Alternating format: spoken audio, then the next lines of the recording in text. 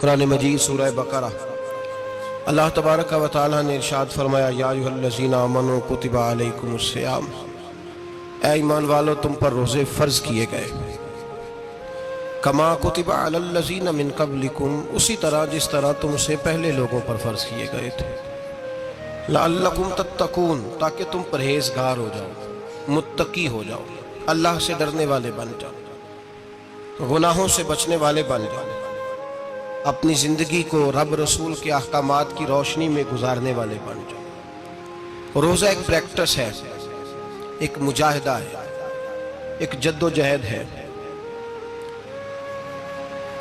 جد و جہد کس چیز کی؟ اللہ کی رضا کے مطابق اپنے آپ کو ڈھالنے کی جد و جہد۔ صوم کا لغوی معنی ہوتا ہے رک جانا، حلال رزق سامنے پڑا ہے، حلال مشروب سامنے پڑا ہے،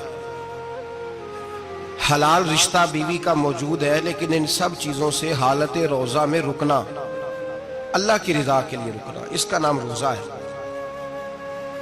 صوم کا معنی رکنے کے ہیں، پرہیز کرنے کے ہیں، بچنے کے ہیں۔ ہر چیز موجود ہے لیکن اللہ کا حکم نہیں ہے تو لہٰذا کھا نہیں سکتے۔ تو رب فرماتے جب جائز چیزیں تو میری مرضی کے بغیر میرے حکم کے نہیں کھا سکتا، تو نے رکنا ہے تو حرام کیسے کھا لیتا ہے؟ جائز چیز کے لیے تجھے حکم ہے، میں کہوں تو کھائے گا، میں کہوں تو نہیں کھائے گا۔ میں نے حکم دے دیا، جائز ہے، روٹی ہے، کھانا ہے، گوشت ہے، تیری فریج میں پڑا سارا کچھ، تو با اختیار ہے، منہ میں دانت بھی ہیں، ہضم کرنے کو ہاضمہ بھی ہے، بھوک کی شدت بھی ہے، پر میری اجازت کے بغیر تو کھا سکتا۔ روزہ رکھ لیا، اب تجھے حکم نہیں کہ تو کھائے۔ جب جائز چیز میری مرضی کے بغیر نہیں کھا سکتا تو ناجائز کیسے کھائے گا؟ میرے نبی پاک علیہ السلام نے اپنے خوبصورت الفاظ کے اندر اس مفہوم کو بیان فرمایا۔ محبوب پاک صلی اللہ علیہ وسلم فرماتے جس نے جھوٹ نہیں چھوڑا، غیبت نہیں چھوڑی، برائی نہیں چھوڑی، اللہ کو اس کے بھوکے پیاسے رہنے کی کوئی ضرورت نہیں۔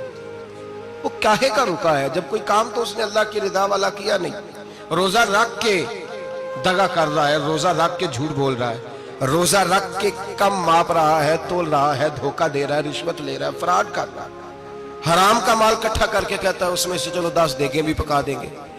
وہ بھائی جو کام اللہ نے تجھے کرنے کو حکم دیا تھا، جب تو وہ بجا ہی نہیں لا رہا، مقصد روزہ ہی تو حاصل، لعلکم تتقون۔ روزے کا مقصد یہ ہے کہ تو پرہیزگار ہو جائے۔ میرے نبی پاک علیہ السلام کی بارگاہ عالی مرتبت میں 2 عورتیں آئیں، یہ چیزیں کھا لو، کہنے لگی محبوبہ ہم نے روزہ رکھا ہوا ہے۔ فرمایا نہیں، تمہارا تو روزہ نہیں ہے، حضور رکھا ہوا ہے روزہ، سحری سے لے کر اب تک کچھ نہیں کھایا، شام تک بھی نہیں کھائیں گی۔ محبوب نے فرمایا ذرا کہہ تو کرو، الٹی تو کرو۔ کہہ کی تو ان کے حلق سے خون بھی نکلا اور گوشت کے لوتھڑے بھی نکلے، ہوٹیاں بھی نکلی۔ نبی پاک نے فرمایا وہاں بیٹھ کے تم نے اپنے جاننے والوں کی غیبت نہیں کی، چغلی نہیں کھائی؟ خاموش ہو گئیں، گردنیں جھک گئیں۔ نبی پاک نے فرمایا تم نے قرآن نہیں پڑھا کہ جو اپنے بھائی کی غیبت کرتا ہے وہ مردہ بھائی کا گوشت کھاتا ہے؟ تو گوشت کھا کے بھی تمہارا روزہ رہ گیا ہے۔ کس طرح کا روزہ ہے کہ صاحب روزہ رکھ کے نہ رکھنے والوں پہ تنقید کر رہے ہیں؟ تراویحاں پڑھ کے نکلے ہیں تو کہتے ہیں میں اکیلا ہی نیک ہوں، باقی تو محلے میں کوئی پڑھتا ہی نہیں۔ یہ کیسا تیرا روزہ ہے کہ تو روزہ رکھ کے تو اس کے مقصد کو نہیں سمجھا؟ لعلکم تتقون۔ روزہ دار تو وہ ہے کہ روزہ رکھا ہوا ہے، کھانے بھی سے رکا ہے، پینے سے بھی رکا ہے، عمل زوجیہ سے بھی رکا ہے، پھر وہ جھوٹ سے بھی رکے، غیبت سے بھی رکے، بدنگاہی سے بھی رکے، حرام خواری سے بھی رکے ساری چیزوں سے۔ یہ بتلائیے کہ روزے کی حالت میں اپنی بیوی کے پاس جانا منع ہے تو غیر محرم کو دیکھنا جائز ہے؟ ہمارے ٹی وی پہ میں نے پہلے بھی کہا تھا کہ ہم ٹھیکیدار اور ذمہ دار نہیں ہیں مذہب کے۔ یہاں ہمارے آنے سے پہلے بھی کوئی بیٹھا تھا، ہم مریں گے تو یہاں ہم سے بڑے بڑے نیک لوگ بیٹھے ہیں، کوئی بندہ ذمہ دار نہیں ہے۔ بڑے بڑے کج کلا، صاحب جبہ و دستار، بڑے بڑے صاحب بصیرت، آئمہ، فقہاء، علماء، زعماء، نقباء، صوفیاء، اولیاء، غوث، کتب، ابدال، اوتاد، کتب الاقطاب، جانے کون کون آئے، علماء آئے، مفسرین آئے، محدثین آئے، گزر گئے۔ ہم تو خاک نشین لوگ ہیں، تھوڑا کام کرنے والے، تھوڑی صلاحیت رکھنے والے۔ لیکن بھائی اگر کرتے ہیں تو ایک کام کرتے ہیں، ساتھ دوسرا نہیں کرتے۔ یہ کس طرح کا دین سکھانے لوگ نکلے؟ کہ شوال سے لے کر شعبان تک گانا سنایا جائے گا، شعبان سے لے کر شوال تک ناچ گانا کیا جائے گا، شوال سے لے کر شعبان تک دھما چوکڑی ہوگی، رمضان آئے گا تو حدیثیں سنائی جائیں گی، رمضان آئے گا تو لوگوں کو قرآن پڑھ کے سنایا جائے گا۔ یہ مذہب بانج نہیں ہے کہ گویے مذہب سکھائیں گے، ایکٹر مذہب سکھائیں گے، یہ مذہب بانج نہیں ہے کہ ایک گلاس کے اندر پہلے شراب پی لو پھر اسی گلاس میں رمضان آئے تو شہد بانٹنا شروع کر دو، یہ بانج نہیں، یہ میرے رسول اللہ کا مذہب ہے۔ اگر تمہیں شوق ہے دین سیکھنے سکھانے کا، یکم رمضان کو توبہ کرو اور کہو کہ ہم ٹی وی پہ بیٹھ کے حدیثیں سنائیں گے تو سارا سال سنائیں گے، اور جس زبان سے حدیث نکلے گی پھر اس سے کبھی گندا گانا نہیں نکلے گا، پھر کبھی ناچ گانا نہیں ہوگا۔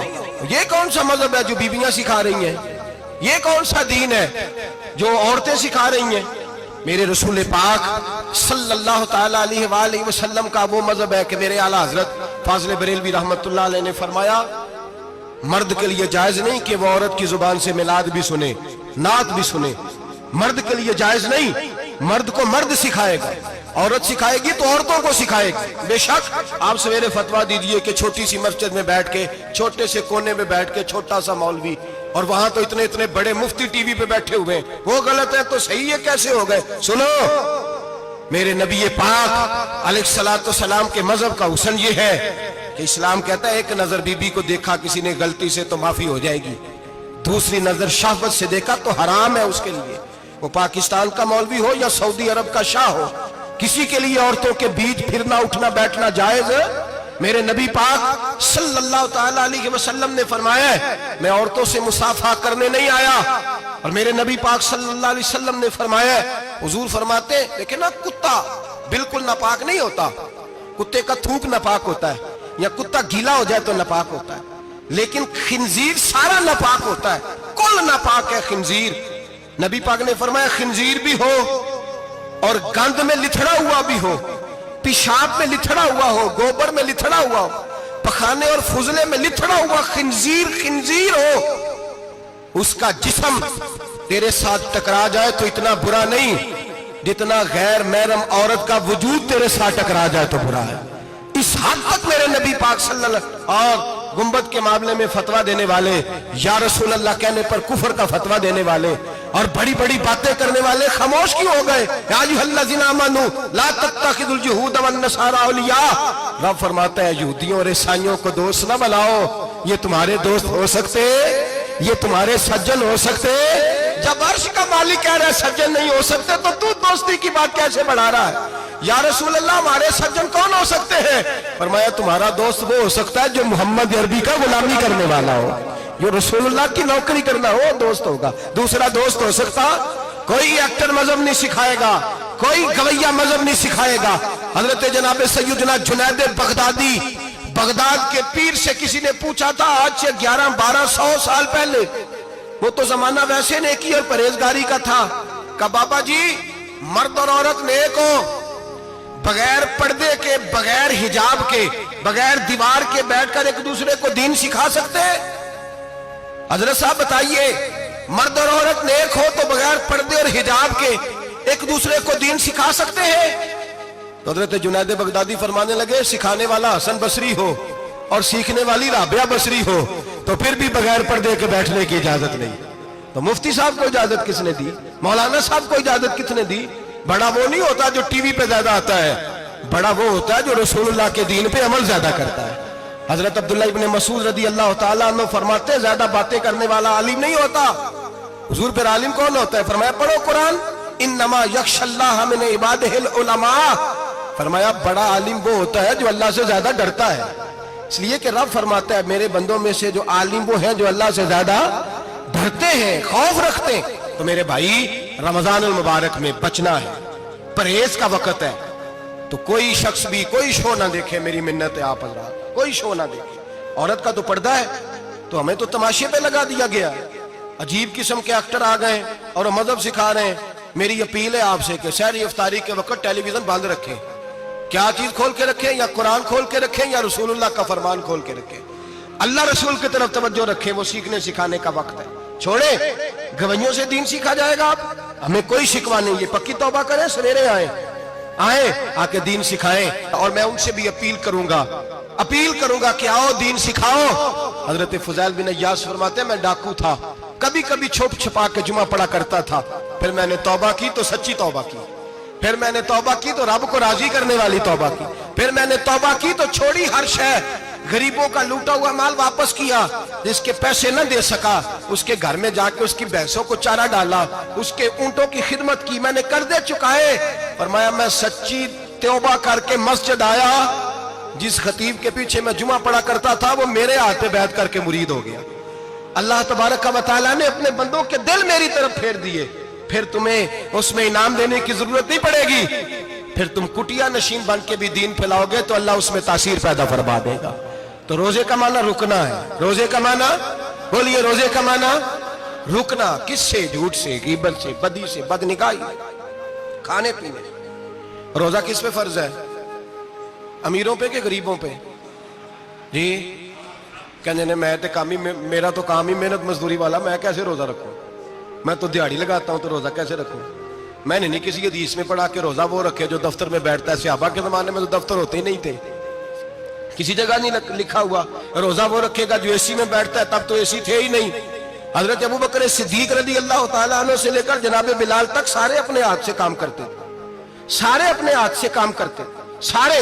حضرت عمر فاروق رضی اللہ تعالیٰ عنہ خلیفہ وقت ہونے کے باوجود مال غنیمت کے اونٹ چرنے جاتے تھے تو چراگاہ میں چھوڑنے میں جاتے تھے، لینے بھی آتے تھے واپس۔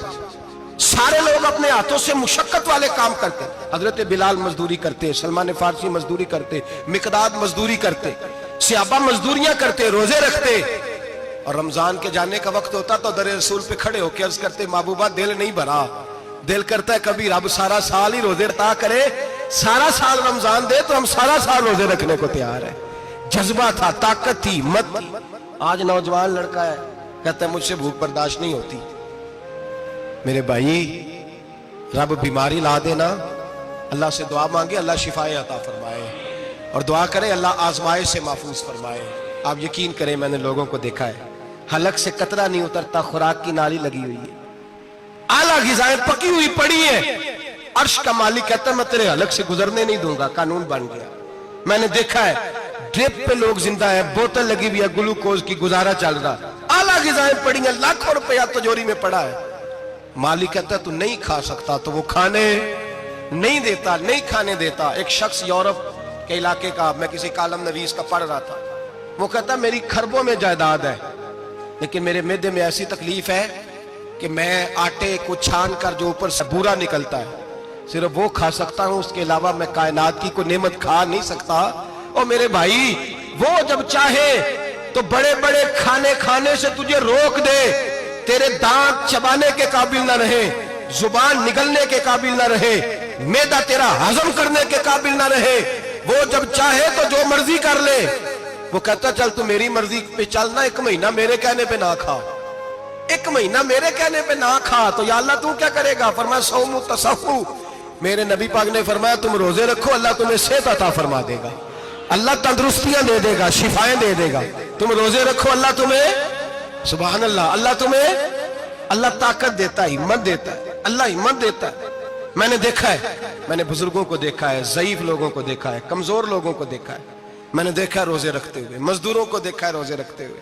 میں اپنے ابا جی کو کہتا ابا جی اتنی سخت گرمی اور مزدوری آپ کرتے اور مزدوری کے عالم میں روزہ رکھتے، تو کہتے پتر روزہ کی آندا ہے، روزہ کدوں کو جاندا ہے، روزہ اپنی جگہ تے مزدوری اپنی جگہ ہوتے۔ اور کئی دفعہ میں نے فرمان لگے میں نے یار سمجھ کوئی نہیں لگ دی، پتہ نہیں روزیاں چ اللہ طاقت کتوں دے چھڑ دے، نہیں زیادہ کام بھی زیادہ کرید ہے تے روزہ بھی بھائی صوم تصحو، میرے مصطفیٰ نے فرمایا تو روزہ رکھ اللہ تجھے صحت عطا فرما دے گا۔